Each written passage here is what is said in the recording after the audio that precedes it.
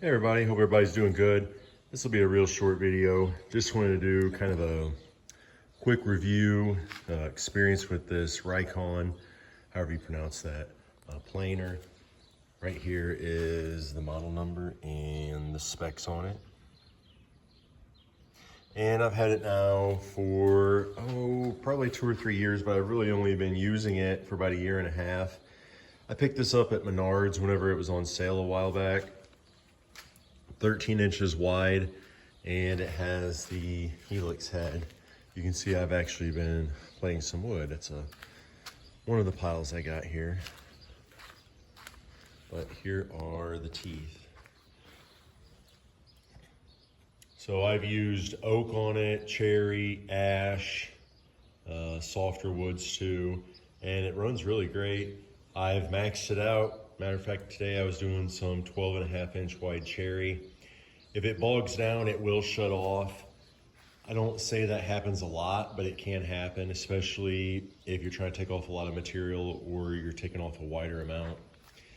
I have had, if we can see it here, I have one of these teeth I've already stripped out the heads in. That's not the one, but I did have one that stripped out pretty easily. Other than that, it's really easy to change out the teeth. You just have to be kind of careful because you don't want those torque heads to strip out. The teeth that it comes with, you can turn it once and then you can use it again. So you basically get 2 usages out of it. I'm already past the teeth that came with it, and those are some that I just bought online. You can find the teeth for it pretty cheap online, Amazon, places like that. Doesn't use a ton of power for being 13 inches wide. You just plug it into a standard outlet.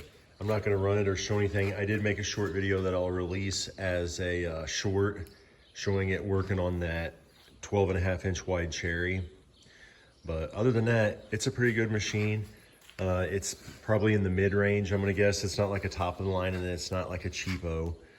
But if I have any issues with it, I'll let people know. But other than that, if anybody's looking at buying this particular Rikon planer, I think it's a good value. I haven't used a lot of planers in my life, but I haven't had that many problems with it, and I'm pretty much a novice. Don't really know what I'm doing. And I think that if I could use it, then pretty much anybody could use it. I know that, like I said, I know that there's going to be better planers out there. So you can see up here, it's got a couple of rollers. You would think that these wouldn't be that handy, but they actually are quite handy. I do a lot of boards that are longer, like 12 foot wide. So when you're doing stuff like that, it's nice to have the rollers up top. These here fold down. I actually have the guard off right now. So depending on how you want to run it, I've just been running it with the guard off today, so don't tell the safety inspectors. But if you want to, here's the actual guard that mounts onto it, and then you can hook your vacuum or vac system up to it, and it'll suck it out. If you don't have a vacuum hooked up to it, it still discharges fine. It doesn't get clogged or anything like that. But without the vacuum on it, it feels like it takes just a little bit of the power away from the, the chiseling or the planing of the wood. So I've been using these blades all day to make these piles of sawdust here, and these blades are still really sharp.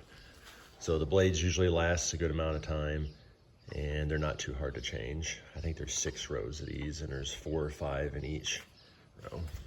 Got any questions? Put it below, but if not, I suggest and I recommend this planer. Works pretty good.